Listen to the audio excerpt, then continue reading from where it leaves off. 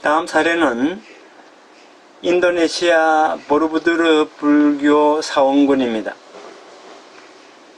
보르부두르 불교 사원은 인도네시아 족자카르타 지방 쿠둡 평원 중앙에 위치해 있습니다. 우리가 지난 시간에 이집트의 아부신벨 신전이 아스완 하이댐 건설로 인해서 완전히 수몰될 위기에 놓였을 때 신전 구제 프로젝트를 유네스코에서 적극적으로 추진을 했고, 여기에 많은 나라들이 동참을 해서 당시 최첨단 기술과 기금으로 프로젝트를 추진했다고 소개했습니다. 그 다음 사업으로, 즉 아부신벨 신전 다음으로 유네스코가 추진을 해서 각국에서 많은 기부금을 모아 국제적인 프로젝트를 추진한 것이 1970년대의 보르부두르 불교 사원군 구제 사업입니다. 지금 여기 사진에 보시는 바와 같이 70년대 이 복구 사업이 되기 전에는 이 사원이 이렇게 많이 무너져 내리는, 풍화되어 가는 그러한 상황이었습니다. 지금 오른쪽 사진도 그렇고요. 그래서 이 건조물들, 즉 이 유적군을 다시 복구를 해야 되겠다, 되살려야 되겠다 해서 그 당시에 최첨단 장비들을 이렇게 동원해서 유산 복구 작업을 펼쳐나가게 됩니다. 지금은 주변까지 완전히 복구가 되고 정비가 돼서 공원으로 조성되어 있고 많은 관광객들로 붐비고 있습니다. 앞에 여기 사진처럼 이렇게 깔끔하게 복구가 됐습니다. 이곳은 7세기에서 10세기에 걸쳐 인도 문명의 영향을 받은 독자적인 자바 문화가 꽃을 피우고 있던 그러한 곳이었습니다. 그러다가 인도에 이 불교가 전파되면서 보르부두르는 8세기부터 9세기에 걸쳐서 샤일랜드 왕조에 의해 건립된 것으로 추정하고 있습니다. 한 변의 길이가 120m 정도인 정방형의 기단에 전부 이것이 한 9층의 단이 쌓여 있습니다. 높이는 약 한 35m 정도 됩니다. 그래서 멀리서 바라보게 되면은 자그마한 산으로 보이는 유적입니다. 그런데 여러분들이 가까이에 다가가 보시게 되면은 정교한 돌 조형으로 가득 메워져 있다는 사실을 알 수가 있습니다. 복잡한 빛과 그림자, 그리고 어떤 환상적인 종교 세계가 펼쳐집니다. 사방에 있는 계단이 하나의 입구로 되어 있습니다.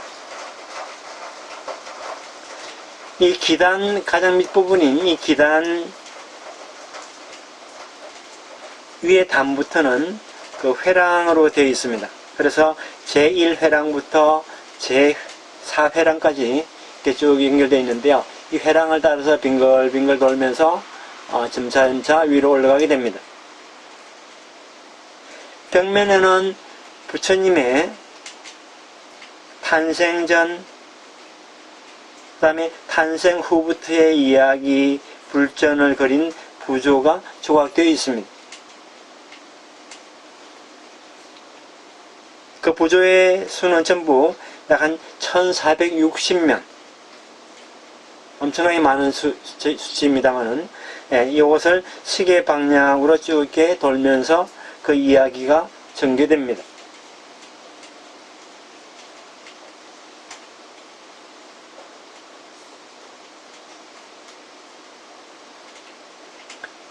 이 보르부두르 불교 사원군은 1991년에 유네스코 세계유산에 등재가 되었습니다. 그러면 대표적인 것들을 몇 가지 소개하도록 하겠습니다.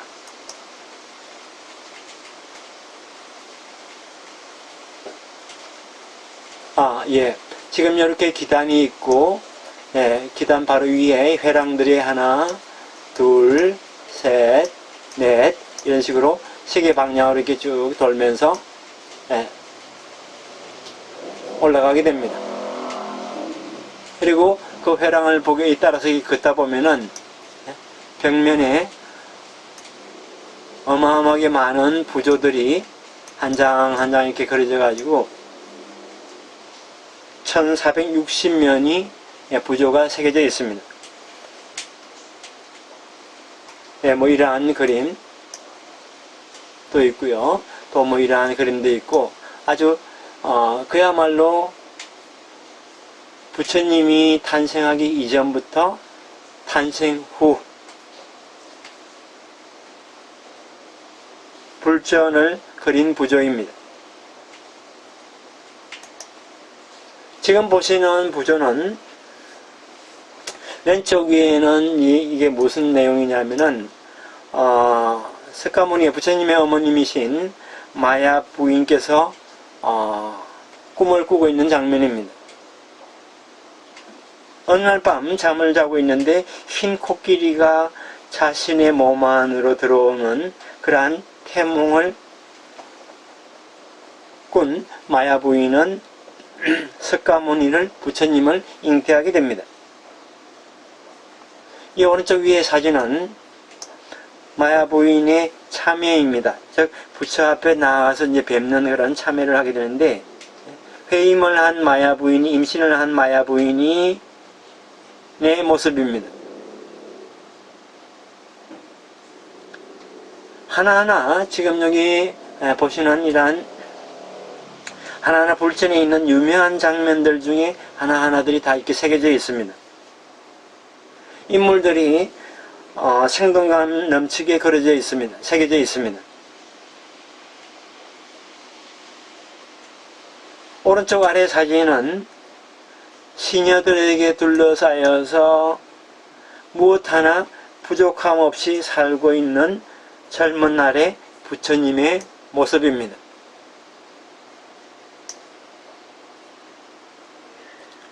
그러나 부처님께서는 이 호화로운 생활, 즉 왕자로서의 삶을 다 버리고 자신이 사랑하는 에마를 타고서, 에마인 칸타크를 타고서 출가를 하게 됩니다. 예, 이 부분을 조금 확대해서 한 것이 오른쪽에 이 사진입니다.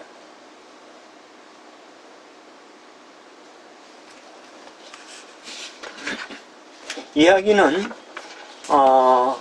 부처님이 오랜 동안 이제 수행생활을 하면서 고행 끝에 깨달음을 얻게 되고 첫 설법을 전하기까지의 이야기를 쭉 묘사를 하고 있습니다.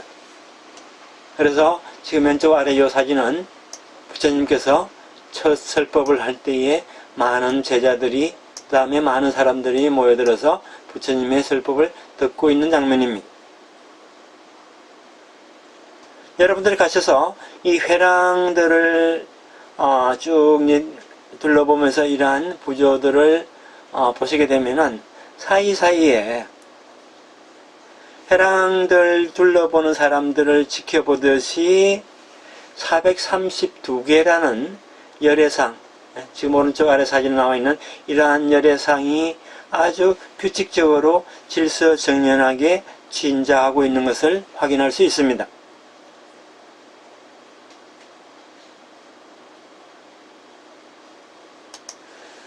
보로부두르를 방문하는 회랑을 돌면서 부처님의, 즉 석가모니의 생애를 접하면서 끊임없이 이어지는 어떤 불전 속을 걸어가게 됩니다. 조금 전에 제가 말씀드렸던 이 열애상들이 지금 이러한 식으로 쭉 진자하고 있습니다. 그래서 이 숫자가 여기 구멍이 뚫린 것처럼 되어 있습니다만은 이게 열애상들이 다 들어가 있는데 무려 432개나 됩니다.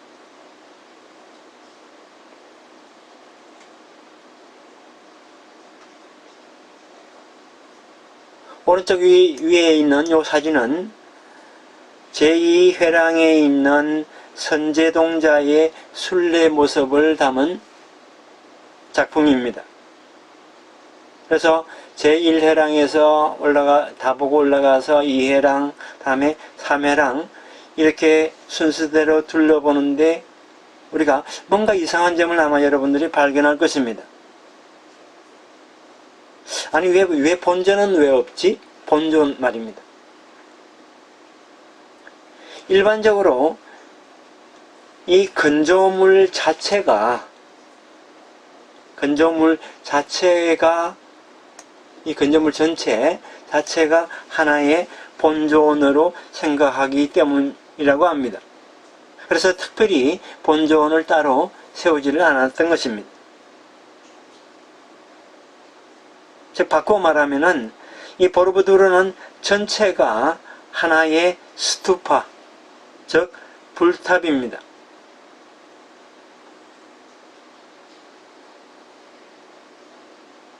오른쪽 사진은 보르부두르에서 동쪽으로 약 3km 정도 떨어져 있는 곳에 세워진 불교 사원 찬티멘두트입니다.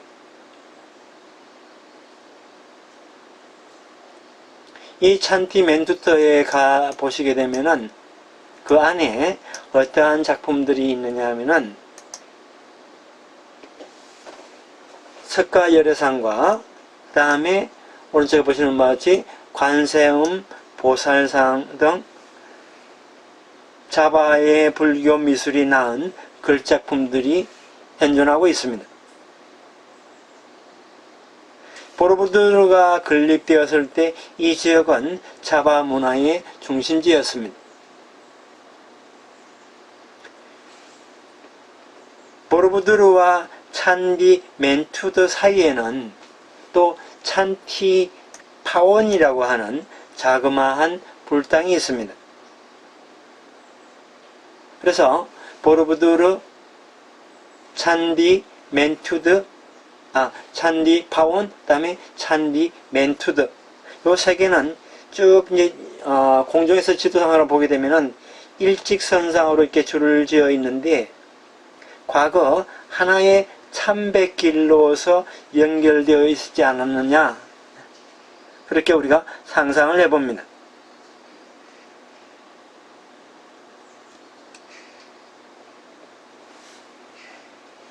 또한 보르부두르는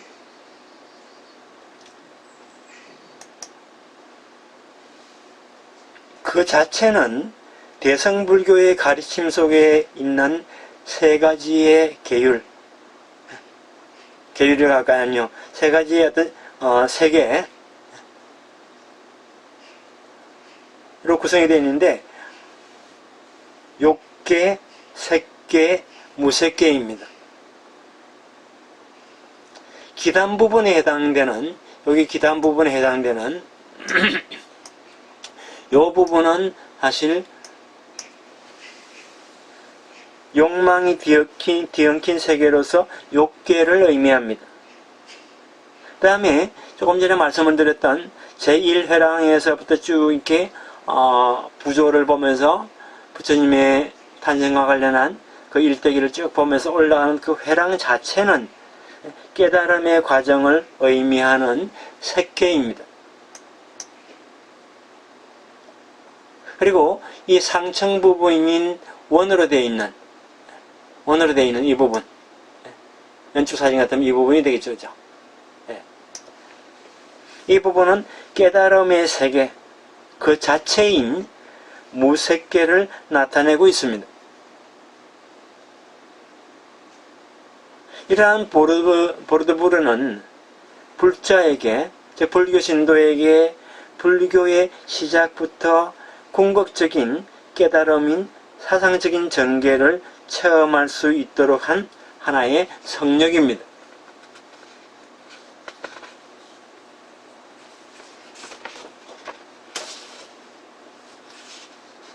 다음에 이 기단 안쪽에는 또 하나의 작은 기단이 이렇게 숨겨져 있습니다. 그래서 여러분들이 가셔서, 여러분들은 이제 이 강의를 들었기 때문에 가셔서 이 부분을 금방 찾을 수 있습니다만은 일반인들은 정말 주의 깊게 보지 않으면은, 꼼꼼하게 보지 않으면 찾기가 쉽지 않은 것입니다. 이 작은 기단이 숨겨져 있는데 이것은 건축 도중에 토대를 보강하기 위해서 세운 것으로 보입니다. 오른쪽 사진도 그렇습니다만은 그 결과 숨겨지게 된 부조는 위에서 설치된 회랑에서 보여주는 내용들과 그 취향을 달리합니다. 즉 회랑에서 새겨진 부조들은 부처님의 탄생 전과 탄생 후 첫 설법까지의 과정이라고 제가 말씀을 드렸습니다.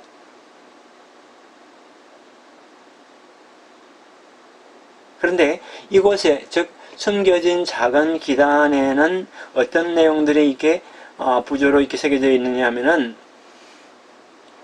여기에는 인간의 어떤 욕망, 그 다음에 어떤 불결한 행동에 대해서 경계하는 계율 같은 내용들이 포함되어 있습니다. 그래서 사람들이 일상생활 속에서 경계해야 할 것들, 그러한 내용들을 하나의 리얼하게 이야기 형식으로 부조를 새겨뒀습니다.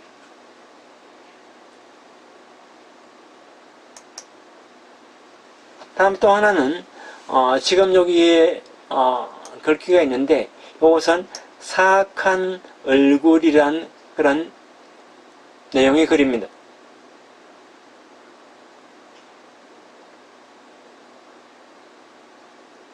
그래서 실제 인간이 살면서 경계를 해야 할, 아니면 우리가 하지 말아야 할 그러한 인간들의 어떤 욕망을 얼굴로 표현한 그러한 작품들입니다. 그래서 저는 언뜻 보기에 이것이 정말 사악한 얼굴이고 구체적으로 뭔지는 잘 모르겠습니다만은, 그러나 곰곰이 생각을 해보면은 그렇게 해맑은, 해와 같이 밝은 얼굴은 아닌 것 같습니다. 여기는 둘이 뭔가 귓속말로 소곤소곤 하면서 누구의 뒷담화를 주고받는지도 모르겠습니다. 어쨌든 이 숨겨진 작은 기단 쪽에 새겨진 내용들은 회랑 쪽에 새겨진 그 부조의 스토리와는 양상을 달리한다는 것. 그 정도면 여러분들이 이해를 해두시면 좋을 것 같습니다. 그래서 여러분들이 회랑을 따라서 쭉 이렇게 마지막 회랑까지 올라가게 되면은 무의 세계에 도달을 하게 됩니다. 즉 무세계에 도달하는 셈이죠.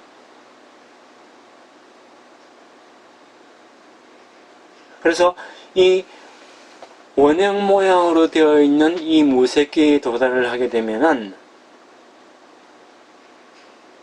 앞서 회랑에서 어마어마하게 많은 부조들이 있는 그러한 조각도 부조도 싹 사라지고 그야말로 이곳에 남는 것은 정적 그 자체만 남게 됩니다.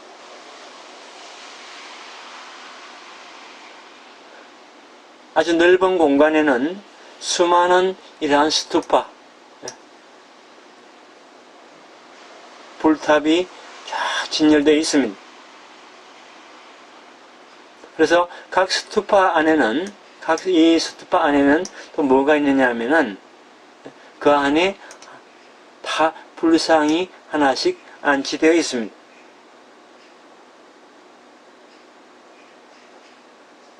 물론 이렇게 코너에 스투파가 아닌 형태로 이렇게 불상이 안치되어 있는 것도 있습니다. 그러나 대부분이 이 스투파로 조성되어 있고 그 안에는 이러한 불상이 있다는 것 여러분들이 이해를 해 두시면 좋겠습니다.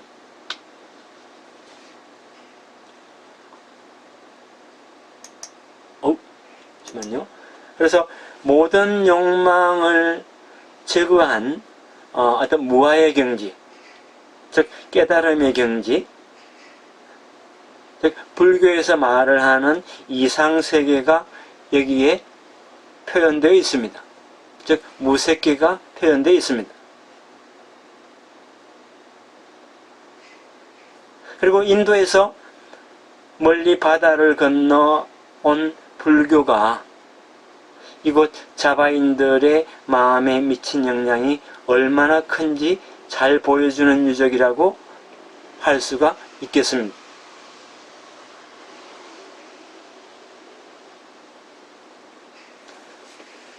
그럼 잠시 이 보르부두르를 소개한 동영상을 보도록 하겠습니다. 그리고 참고로 여러분들이 보면 도움이 될 만한 동영상을 제가 올려놨습니다. 그럼 이번 시간의 강의는 여기서 마치도록 하겠습니다.